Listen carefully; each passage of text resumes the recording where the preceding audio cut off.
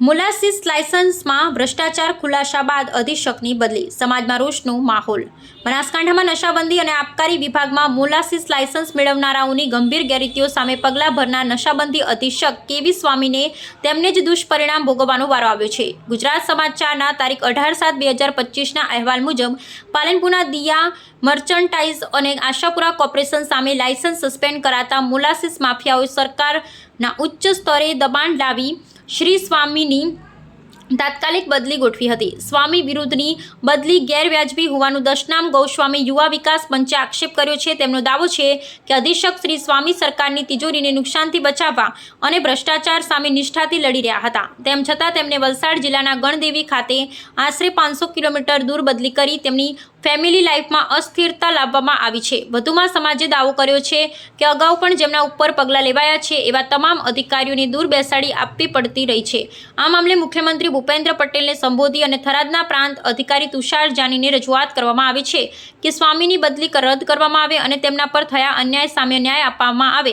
સમાજે ચેતવણી આપી છે કે જો યોગ્ય પગલાં નહીં લેવાય, જે પ્રકારે નશાબંધી ખાતામાં 1000 કરોડથી વધારાનું ગેરરીતિ થયાનો આક્ષેપ સાથેની મારી અરજી હતી અને એમાં કાર્યવાહી ચાલુ હતી, એટલે આ અધિક્ષકને એમ લાગ્યું કે હું કાર્યવાહી કરું અને ખોટું થઈ રહ્યું છે તો મારી ફરજ બને છે, તો આ કેવી સ્વામી નામના એક બનાસકાંઠાના અધિક્ષકે કાર્યવાહી ચાલુ કરી।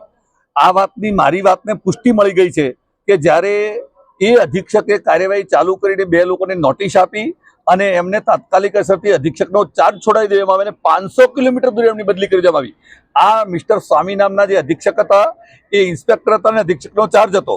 એમણે અંદર પોતાના ઓર્ડરમાં લખ્યું છે કે જે લોકો આ મોલાસીસ માફિયાઓની ફાઇલને અથવા એમના વિરુદ્ધમાં કાર્યવાહી કરે છે અથવા નોટિસ કરે છે એવા લોકોની 500 કિલોમીટર દૂર બદલી કરી દેવામાં આવે છે। અને બસ એ જ વાત આ પ્રકરણમાં પણ અને એ માણસની 29 તારીખે લાયસન્સોને સસ્પેન્ડ કરે છે અને 1 તારીખે એની બદલી છેક ગણદેવીમાં જઈને કરી દેવામાં આવે છે।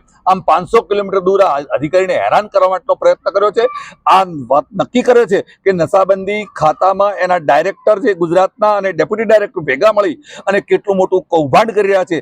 વસ્તાની નામની જે એજન્સી છે અને એના દ્વારા મિથેનોલ વગેરેની પ્રોડક્ટમાં ગંભીર પ્રકારની ગેરરીતિઓનું 500 કરોડનું બીજું અલગ કૌભાંડ, એની પણ આજે મેં ECS હોમને અરજી કરી છે ને બાકીના અધિકારીઓને પદાધિકારીઓને અરજી કરવાનો છું। આ પ્રકારે નશાબંધી ખાતામાં લોલમ લોલ ચાલી રહ્યું છે અને કાર્યવાહી કરે છે એવા અધિકારીઓને સિરપાવ આપવાના બદલે એવા લોકોને એમના વિરુદ્ધમાં કાર્યવાહી કરીને ફેમિલી ડિસ્ટર્બ કરીને 500 કિલોમીટર દૂર ફેંકી દેવામાં આવે છે। એના માટે ડાયરેક્ટર, ડેપ્યુટી ડાયરેક્ટર અને નશાબંધી ખાતું જવાબદાર છે।